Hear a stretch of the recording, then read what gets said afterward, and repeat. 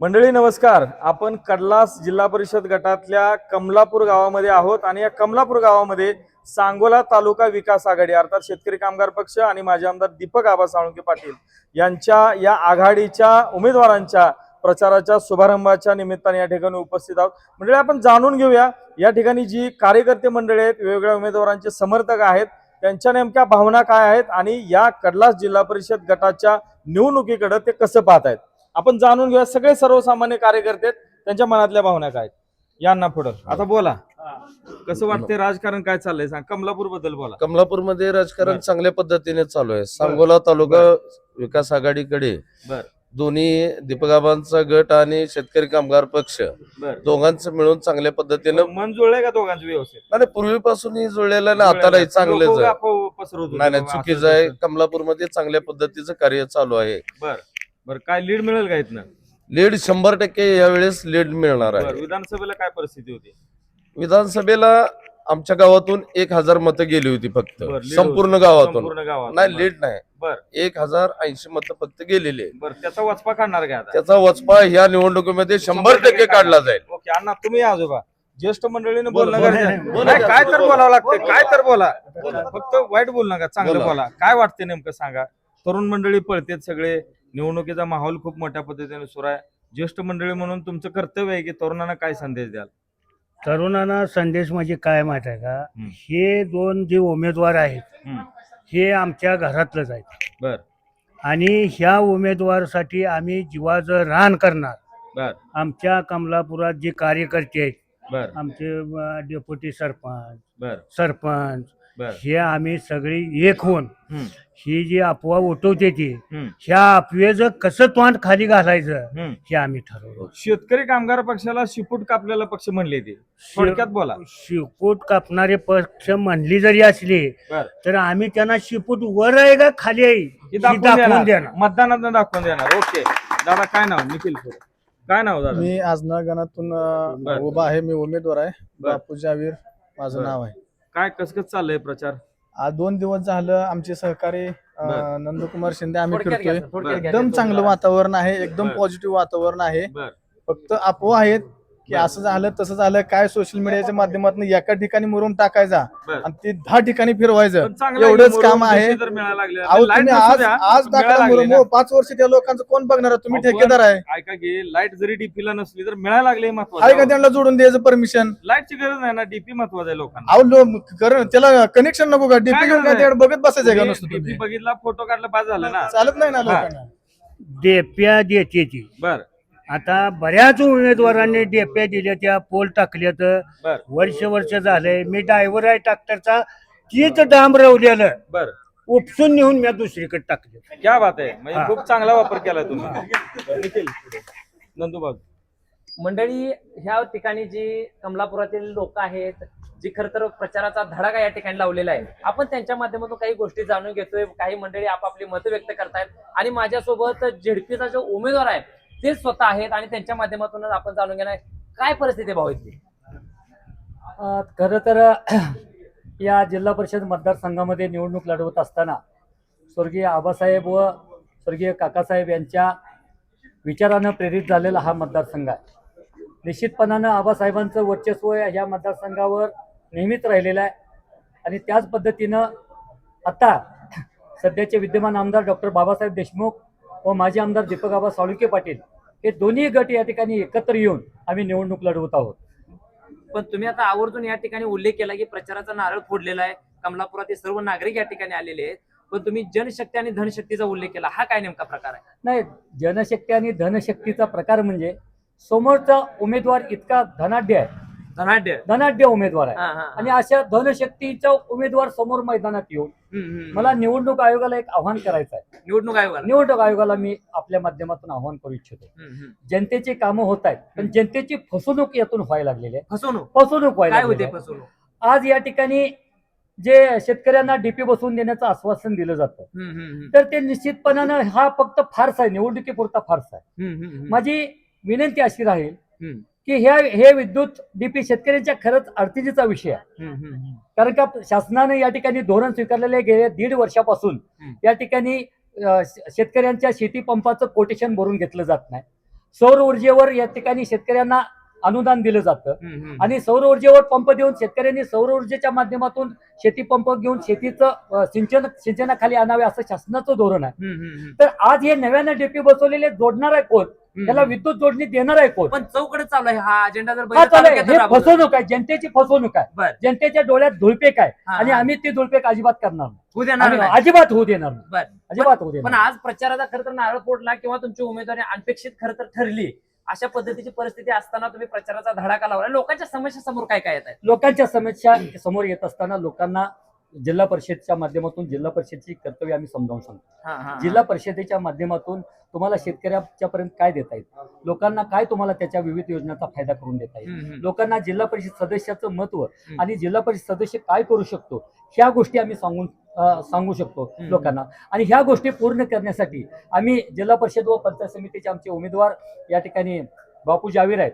तर आमच्या दोघांची जोडगोळी अशी आहे की प्रशासनातला दांडगा अनुभव आम्हाला आहे. मी गेली 5 वर्ष पंचायत समिती सदस्य म्हणून काम केलेलं आहे. आबासाहेबांच्या सोबत काम केलेलं आहे मी. आबासाहेबांच्या विचाराबरोबर काम केलेलं आहे आणि आबासाहेबांचा विचार आणि तोच विचार बाबासाहेबांचा विचार आहे आणि त्याच विचाराचे आमदार बाबासाहेब आहेत. त्यांच्या विचारानेच प्रेरित होऊन त्यांच्या विचाराबरोबर राहून या तालुक्याचा या मतदारसंघाचा विकास करण्यासाठी आम्ही कटिबद्ध आहोत. नंदुभाऊ, तुम्हाला मी इथंच थांबवतोय. अजून काही लोक आहेत, आपण त्यांच्या माध्यमातून खरं तर काही गोष्टी जाणून घेणार आहे.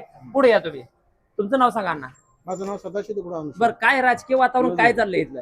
सध्या कसं आहे, कमलापूर हा शेतकरी कामगार पक्षाचा बालेकिल्ला आहे आणि आबासाहेब सुद्धा प्रचाराचा पहिला नारळ फोडत असताना कमलापूरच्या आराध्य दैवत मारुतीला पहिला नारळ फोडून आबासाहेब प्रचाराची सुरुवात करत होते. तशीच आज सुरुवात केलेली आहे. म्हणजेच कमलापूर हा मारुती जागृत आहे, त्यामुळे जागृत मारुतीचं दर्शन ह्या दोन्ही उमेदवारांना झालेलं आहे आणि त्यानिमित्त माझ्या मते यश तर त्याला 100% खात्रीशीर यश आहे. यश. पण आता बघितलं तर शहाजी बापूचं जे राजकारण होतं कुटिलतेचं कुठेतरी झालेलं दिसतंय का तुम्हाला ह्या गटामध्ये? एक सांगतो, कुटिलता आपण बाजूला सारायची, बरं. हा. कुटिलता आपण घेऊन त्या कुटिलतावर टीका करायची नाही. कुटिलतावर आपण कामानं मात करून दाखवायची, टीका कधी कुणावर करायची नाही. बरं. हे आबासाहेबांचं तत्व आहे आणि ह्या तत्वाला धरून नंदुभाऊ शिंदे यांना आबासाहेबांच्या सहवासाचा 15 ते 20 वर्षाचा अनुभव आहे. त्यामुळे तिथं नंदुभाऊ त्यावर टीका पण करणार पुढचा नाही. विरोधक जे आहे ते पूर्ण खरं तर पैशाचा मजबूत असलेला असू दे की, एक सांगतो, पैसा किती असू द्या, पैशा पुढे कसं आहे, लोक झुकत नाहीत. लोक आबासाहेब प्रेमी आहेत, पैसे प्रेमी नाहीत. त्यामुळे पैसे किती असू द्या, हो तिकडे बंधारा वगैरे बांधता येतील पैशाचं, तिथं नाही काय चालत. पण ही उमेदवार पैशाच्या जोरावर निवडणूक बळकावणार नाहीत का? अजिबात नाही. हे जे उमेदवार दोन्ही आहेत, कर्तव्यदक्ष आहेत आणि प्रशासनाचा अनुभव असणारे उमेदवार आहेत. त्यामुळं त्यांना कामाची जाण आहे आणि कर्तव्याला दक्ष असणारे उमेदवार आहेत. त्यामुळे ह्या दोन्ही उमेदवाराचा विजय निश्चित आहे. विजय निश्चित वाटतोय. निश्चित आहे. बघितलं तर पुढचा जो उमेदवार आहे त्या उमेदवाराचं नाव काय पहिलं सांगा? खटकाळे. खटकाळे. पण त्यांचं काम जे आहे ते दोन्ही मध्ये एकाच गावात नाही तो, असू दे की. त्याच्यावर टीका टिप्पणी करायची नाही. मी तुम्हाला पहिलेच काय सांगितलंय, आबासाहेबांचं तत्व आहे, टीका कधी कुणाला करू नका. आबासाहेबांचं तत्व काय होतं? आबासाहेब कधी कुणा तिने टीका केली नाही. आबासाहेबांनी 10 निवडणुका म्हणजे मला कळत असताना तुम्ही वाचले त्यांच्या किंवा अनुभवलेत. आबासाहेबांनी टीका टिप्पणी पण सांगोलीच्या संस्कृतीला खरं तर बघितलं तर नगरपालिकेपासून वळण वेगळं लागल्याचं आपल्याला चित्र दिसतंय. आता पाठीमागचा पराभव घेऊन आपल्याला पुढे चालायचं नाही. आपल्याला ह्या विजयातून त्या पराभवाला थांबवायचा आहे. त्यामुळे त्याच्यावर विश्लेषण करायचं नाही. जे झालं ते गेलं. चालू परिस्थिती आपण हा निवडणुकीचा विजय खेचून आणायचा आपल्याला आणि दोन्ही उमेदवार आपल्याला एक जिल्हा परिषद मध्ये पंचायत समितीनं आवाजी मतदान पाठवायचं, एवढं एकच हे कमलापूरकरांचं आहे. काय वाटतं? जिल्हा परिषद पंचायत समितीचं रान तापलेलं आहे, काय वाटतंय? कुणाचा गुलाल उधळले तर काय वाटतंय? 100% शेतकरी कामगार पक्ष व दीपक आबा साळुंखे. शहाजी बापूचा जो उमेदवार आहे खरं तर गेल्या अनेक दिवसापासून या भागामध्ये विविध विकास कामं करतोय. विकास काम कोण म्हणत करत नाहीत का इथं? पण डीपी बसवली जात आहेत, मोकळे डाम रवले जात आहेत, काय वस्तुस्थिती? काम रवायचं तात्पुरतं पुन्हा काढून यायचं, नुसतं दाखवायचं चालू आहे. पुन्हा काढून यायचं. इलेक्शन झालं का आम्हाला तुम्ही मतं टाकली नाही म्हणायचं आणि काढून यायचं. बरं म्हणजे भूल तापेचं राजकारण ह्या भागामध्ये सुरू आहे. 100% चालू. माझा ह्या वेळेला काय कमलापूरकरांनी विशेष काय ठरवलं? पहिल्यापासून शेतकरी कामगार पक्षाचा बालेकिल्ला आहे, आता पण बालेकिल्ला राहणार. बालेकिल्ला.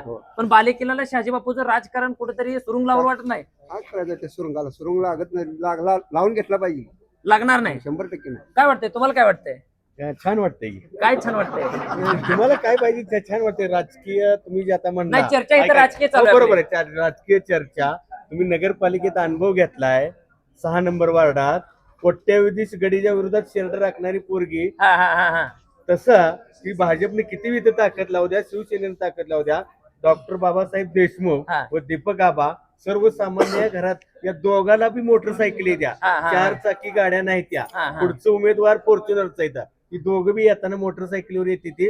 ही निवडणूक पूर्ण जनतेनं हातात घेतली आणि त्यांनी कोट्यावधी रुपये उधळला तर येणाऱ्या 9 तारखेला या दोघांचाही विजय असेल. पण दीपक आबांचाच कार्यकर्ता जो विरोधक आता तुमचा आहे तो दीपक आबांचा कार्यकर्ता होता. त्यांनी ऐन वेळेला उडी मारली ना का पलीकडे. मारली? आता का मारली ती त्यांना माहिती, आम्ही कसं सांगणार? बर, बर, बर. उमेदवाराला विचारा, बाबा तो ऐन वेळेला उडी का मारली. हा हा हा. आता ह्याचं उदाहरण आपण घेतलंय, बर बर. उडी मारल्यावर काय पण होतं शहाजी ते. बापून ऐन वेळेला खरं तर दीपक आबाहून हा उमेदवार इकडे आला आणि त्यांना उमेदवारी दिली आता बापूला इथं उमेदवार नसेल दुसरा, नसल. हा त्यामुळे शहाजी बापू सांगतात की त्या ठिकाणी माझा बालेकिल्ला आहे आणि कडलास मध्ये माझा विजय निश्चित आहे. बालेकिल्ला आता कळेल ना, बर. 9 तारखेला कळेल. आणि विकास कामाचं बोलते ती ना, हम्म. खरा विकास बाई गणपतराव देशमुख हम्म. आणि दीपक आबांनी केलाय. हम्म. कोणाची ऑफिस 24 तास चालते ती, याच्यावर तुम्ही बघा ना. पण फाटक्या कार्यकर्त्यांना लोक ह्या वेळेला स्वीकारतील का कडलास गटात? 100%. कारण तुम्ही सांगितले मोटरसायकल फिरणारे दोन्ही पण 100%. उमेदवार आहेत. दोन्ही उमेदवार मोटरसायकलीवरच आहेत हा, हा. आणि सर्वसामान्य घरातील यांच्याकडे पैसा अडका काय नाही, हा. पण निवडणूक हा. 100% जनतेने हातात घेतली. जनतेने घेतले. 100%. पण पैशाचा वापर झाला तर किती पैशाचा वापर होऊ द्या, हा. पैसे आपण बघितले ना, आता अनुभव घेतोय सध्या. हम्म. पैशाचं काही चालत पण नाही, त्या उमेदवाराच्या ह्या भागात काय विकास काम आहेत का? काहीच नाही. आता आलेत ना, बर. कुठल्या उमेदवाराचा काय विकास आहे सांगता का मला? काय सांगा तुम्ही. आमका नाही आता तुमच्या भागामध्ये प्रचार प्रसार करत असताना ती काय विकास विधानसभेला 5,000 कोटी आलं तर कुठे गेलं? झालं का काय 5,000 कोटीचं? विजय डॉक्टर बाबासाहेब देशमुख झाले ना, विकास म्हणजे- काय झालेला नाही भागात. अजिबात विकास झालेला नाही. बर. मग आता ह्या वेळेला जिल्हा परिषद जर तुमचा उमेदवार निवडून आला तर ह्या भागाचे प्रश्न सुटतील असं वाटतंय? 100%. बर. आणि असं काय फुल तपासच द्यायचं नाही. जे काय जेवढं आम्ही स्पष्ट सांगितलं, 1-2 आले डीपी आम्हाला पाहिजे, यांनी स्पष्ट सांगितलं गेले 1.5 वर्ष झाली कुणाला कनेक्शन आणि डीपीची लाईट देताच येत नाही. आता मला तुम्ही सांगा, तुम्ही मूळ मुद्दा ही धरलाच पाहिजे.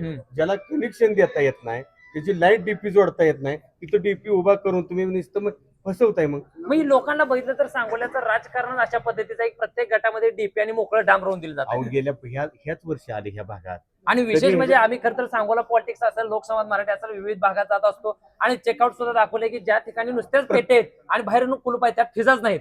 हो असे लई ठिकाणी असा काय प्रकार झाला का इथं? 100%. आता सुद्धा तीच परिस्थिती आहे. असं आहे का परिस्थिती इथं? हो तुम्ही मला आता एक सांगतो तुम्हाला, मी चॅलेंज देतो. हा. नंदू शिंदे हा. आणि बापू जावीर, तुम्ही फक्त आता डीपी बसवायची हा. आणि जोडून त्याची लाईट कनेक्शन चालू करायची. या दोघाही उमेदवाराला मी त्या उमेदवाराला पाठिंबा द्यायला होतो. क्या जय बात आहे. नित्या. तर नंदूभाऊ आता शांत राहा सगळे. आबासाहेब गेले आणि 2017ला त्यांनी असताना निवडणूक झाली होती जिल्हा परिषदेची. आता आबासाहेबांच्या पश्चात पहिल्यांदाच निवडणूक होती आणि आम्ही पूर्ण तालुकाभर जवळपास 7 जिल्हा परिषद गट पालते घातले. विविध गटात गेल्यानंतर कार्यकर्त्यांना उत्साह प्रचंड आहे, कारण बाबासाहेब ही सगळी निवडणूक व्यवस्थितपणे हाताळतायत, ताकदीने हाताळतायत, उत्साह खूप आहे. पण कार्यकर्त्यांच्या मनामध्ये एक रुखरुख आहे की आम्ही जो जल्लोष साजरा करू, जो उत्साह साजरा करू, तर ह्या गोष्टी पाहण्यासाठी आबासाहेब नाहीत. कारण तरुण पिढी मोठ्या संख्येनं मतदार झालेले आहेत आणि त्यांना त्यांच्या आजोबांचा वडिलांचा मोठा वारसा आहे. तुम्हाला काय वाटतं, कारण तुम्ही शेतकरी कामगार पक्षाची बुलंद तोप आहात, आबासाहेबांची निष्ठावान सहकारी आहात, काय भावना आहेत तुमच्या? खरं तर तुम्ही आबासाहेबांचा विषय या ठिकाणी काढला. बाबासाहेबांच्या मृत्यूनंतर ही पहिलीच निवडणूक बाबासाहेब या ठिकाणी. खरं तर ही निवडणूक बाबासाहेबांच्या नेतृत्वाखाली, दीपक आबांच्या नेतृत्वाखाली जिंकून आबासाहेबांना श्रद्धांजली व्हायची. पूर्वी आबासाहेबांच्या कालखंडामध्ये निवडणुका लढवत असताना अशा प्रकारचं वातावरण नव्हतं, पैशाचा वापर होत नव्हता. विकास कामावर आबासाहेब निवडणुका करायचे. आबासाहेबांच्या उमेदवारांना लोकवर्गणी द्यायची, लोकांच्या जनतेच्या पैशातून निवडणुका करायची. ही वस्तुस्थिती आता ह्या ठेकेदार लोकांनी या तालुक्यामध्ये आणलेली आहे. सारखे ठेकेदार आहेत. ठेकेदारी रस्त्याची कामं मिळवायची, विविध विकासाची कामं पैसे देऊन आणायची, टक्केवारी देऊन आणायची. तिथल्या मागच्या नेतृत्वानं सुद्धा टक्केवारी खाल्ल्या, भरपूर प्रमाणात खाल्ल्या. भ्रष्टाचारातून पैसा मिळवला आणि तोच भ्रष्टाचारातला पैसा आज जनतेत ह्या ठिकाणी निवडणुकीसाठी वापरला जातो. आबासाहेबांच्या पवित्र आत्म्याला तीव्र वेदना होत असतील ह्यांच्या अशा वर्तणुकीमुळे. आबासाहेबांचा विचार वेगळा विचार होता. आबासाहेबांनी सर्वसामान्यांसाठी राजकारण केलं. कारण अजून एक महत्वाचा मुद्दा आहे शिंदे साहेब, कारण आबासाहेब हयात असताना 2019ला त्यांना पराभव पाहावा लागला अनिकेत भाई यांच्या निमित्तानं, परंतु 2024ला शेकापच्या 72 कार्यकर्त्यांनी तो विजय खेचून आणला आणि आबासाहेबांना श्रद्धांजली पाहिली. खरं तर 2024चा विजय पाहिला आणि त्यांच्या हयातीत शेवटची निवडणूक जे लढले 19ला त्यांचा उमेदवार अनिकेत भैया पराभव पत्करावा लागला, परंतु 24ला विजय झाला. आता ही 2026ची निवडणूक आहे, तर आबासाहेबांचे एक निष्ठावान कार्यकर्ते म्हणून तुमच्या मनातल्या भावना काय? कारण वातावरण खूप चांगलं आहे पण आबासाहेब नाही आहेत सध्या. विधानसभेची निवडणूक ही नेतृत्वाची निवडणूक झाली. आबासाहेबांच्या पश्चात नंतरची पहिली निवडणूक झाली. त्या निवडणुकीमध्ये सगळ्या जनतेच्या जनशक्तीच्या जोरावर त्या ठिकाणी बाबासाहेब 25,000च्या पुढच्या मताधिक्याने निवडून आलेले. त्यानंतर ह्या मिनी विधानसभाच्या निवडणूक आहेत, कार्यकर्त्यांच्या निवडणूक आहेत. खऱ्या अर्थानं निष्ठावान कार्यकर्त्याला निवडून दिलेलं आणि निष्ठावंत कार्यकर्ता या सभागृहामध्ये काम करत असताना आज आमच्यासोबत आबासाहेब हवे होते असं आम्हाला वाटतंय, कारण का त्यांचं मार्गदर्शन आम्हाला मोलाचं होतं, त्यांच्या विचारानं आम्हाला चालणं आवडलं असतं. परंतु बाबासाहेब देशमुख सुद्धा त्याच विचारानं चालतायत. आज आबासाहेबांच्या रूपात आम्ही बघतोय आणि तो विचार घेऊन आम्ही या ठिकाणी पुढील वाटचाल आम्ही सर्व कार्यकर्ते मुख्य करणार. विषयाला हात घालतो. बाबासाहेब देशमुखांनी विद्यमान आमदार बाबासाहेबांनी तालुक्यातले अवैध धंदे पूर्ण समूळ नष्ट केलेत. पोलीस प्रशासनामध्ये खूप वेगळ्या पद्धतीनं चांगल्या पद्धतीने त्यांनी वचक बसवलेला आहेत. अवैध धंदे बऱ्यापैकी बंद झालेत. आता मुख्य विषय वाळू तस्करीचा. वाळू तस्करीवर बोला. या ठिकाणी वाळू तस्करी करत असताना या तालुक्यामध्ये गेल्या मागच्या निवडणुकीत उतरलेत काय जण वाळू तस्कर उतरलेत. या ठिकाणी मागच्या 5-10 वर्षामध्ये तर समोरचे उमेदवार वाळू तस्करीवरच मोठे झालेले उमेदवार आहेत. अच्छा, बर. त्यांचा व्यवसाय आत्ता ते ठेकेदार झाले त्या 5-10 वर्षामध्ये. मूळ व्यवसाय हा त्यांचा वाळू तस्करीचाच व्यवसाय होता. म्हणून हे उमेदवार ह्या आघाडीमध्ये त्यांना जागा मागत होते. परंतु त्या ठिकाणी बाबासाहेबांनी असं सांगितलं की भ्रष्टाचार करणाऱ्या कार्यकर्त्याला नेतृत्वाची संधी दिली तर संघटना बदनाम होईल, म्हणून विरोध होता या गोष्टीला. म्हणून ह्या गोष्टीला विरोध होता. म्हणून या ठिकाणी सर्वसामान्य कुटुंबातील आम्ही शेतकऱ्याची मुलं आहोत. शेतकऱ्याच्या शेतीची जाण आहे आम्हाला. आम्हाला द्राक्ष बागेवर कोणतं औषध फवारावं लागतं, डाळिंबावर कोणतं फवारावं लागतं ह्याच्या गोष्टीचं आम्हाला ज्ञान अवगत आहे. म्हैस कोणती किती दूध देऊ शकते आणि कितव्या महिन्यामध्ये त्याचं गाभ जाऊ शकते ह्याच्या तळागाळातून आम्हाला सर्व गोष्टी माहिती आहेत. म्हणून साहेबांनी निवड करतानाच शेतकऱ्यांच्या प्रश्नाची जाण असणारी लोक उमेदवार या ठिकाणी आम्हाला म्हणून आम्हाला शेकापच्या नावाचा साजेसा उमेदवार दिलेला आहे. दुसऱ्या बाजूला पूर्ण म्हणजे बदनाम आहे, बदनाम उमेदवार, भ्रष्टाचार आहे, वाळू तस्करी आहे. मला एक तुम्हाला उदाहरण सांगतो. या ठिकाणी वाटंबर गावामध्ये वाटंबर ते निजामपूर रस्ता त्या ठेकेदाराने केल्या उमेदवाराने केलेला रस्ता आहे. 1 वर्ष झाले नाही पूर्ण रस्ता होऊन. त्या ठिकाणी तुम्ही रस्त्यात गावातील सगळ्या लोकांनी त्यांच्या विरोधात आंदोलन उभा केलेलं तुम्ही आम्ही बघितलेलं आहे. अजूनही तुम्ही गावात जाऊन तुम्ही चौकशी करू शकता. रस्ता 100% बघू. रस्ता उद्या जाऊन बघा तुम्ही. त्या ठिकाणी संपूर्णपणे रस्ता उद्ध्वस्त झालेला आहे. सगळा पैसा त्याच रस्त्याचा पैसा या ठिकाणी निवडणुकीत वापरतायत. पण निवडणुकीतली जनता इतकी हुशार आहे, तो पैसा घेऊन त्यांना कात्रजचा घाट त्याच रस्त्यावर दाखवल्याशिवाय राहणार नाहीत. ही भूमिका या ठिकाणी ठाम मत आमचं. तर आपल्यापासून लावा नराळ्याचा घाट म्हणता येईल फार तर, म्हणजे बाहेर तिकडं सांगलीच्या भागात तिकडं नराळ्याच्या घाटात एकंदरीत कात्रज घाट म्हणल्यानंतर घाट जर दाखवायचा असेल तर आपल्या महाराष्ट्रामध्ये कात्रजचाच घाट प्रसिद्ध आहे. तिकडेच दाखवावं लागेल त्यांना कात्रजचा घाट.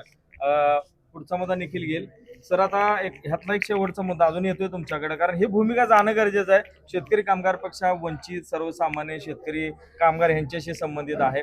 तुम्ही फार फाटके उमेदवार आहात, लक्षात घ्या. कारण निवडणुकीमध्ये पैसा फार महत्वाचा लागतो. परंतु शेतकरी कामगार पक्षाचा प्लस पॉईंट किंवा ज्याला आपण सामर्थ्य म्हणतो ती आहे निष्ठा आणि ती आहे इच्छाशक्ती. तर या निष्ठा आणि इच्छाशक्तीच्या बळावर तुम्ही काय जादू कराल? निष्ठा आणि इच्छाशक्तीच्या बळावर आमचे शेतकरी कामगार पक्षाचे कार्यकर्ते हे निष्ठावंत कार्यकर्ते, आबासाहेबांच्या विचारानं प्रेरित झालेले कार्यकर्ते. ह्या कार्यकर्त्यांनी धनशक्तीला कधीच थारा दिलेला नाही. आपल्या चालतच धनशक्ती चालत नाही. या ठिकाणी आताच आमचे सहकारी चंद्रकांत चौगुले यांनी सांगितलं की सांगोला नगरपालिकेची निवडणूक झालेली तुम्ही आम्ही बघितलेलं आहे. अचानक शेतकरी कामगार पक्षाचा उमेदवार घोषित केला बाबासाहेबांनी बर. आणि पैशाच्या जोरावर तो उमेदवार फोडून दुसऱ्या पक्षामध्ये नेऊन उभा केला. बरोबर तर जनतेने काय केलं बघितलं त्यांना जागा दाखवून जागा दिली. त्यांना त्यांची दाखवली. दाखवून दिली. तशीच परिस्थिती ह्या ठिकाणी होणार आहे. बर. हेच धनशक्तीचे उमेदवार त्या ठिकाणी आयात केलेले आहेत हा, हा, हा. पुढच्या नेतृत्वानं. नाही, पण आपण समजू शकतो राजकीय तडजोड म्हणून बाबासाहेबांनी घेतलेला निर्णय योग्यच होता नगर परिषदेचा. त्याचे वेगळे अर्थ निघू शकतात पण बाबासाहेबांचा निर्णय योग्यच होता. आता याच्यातला महत्वाचा मुद्दा सांगतो तुम्हाला. ग्रामीण भागामध्ये भाजप शिवसेना ह्याचं काय आहे का अस्तित्व आहे का काय? ग्रामीण भागामध्ये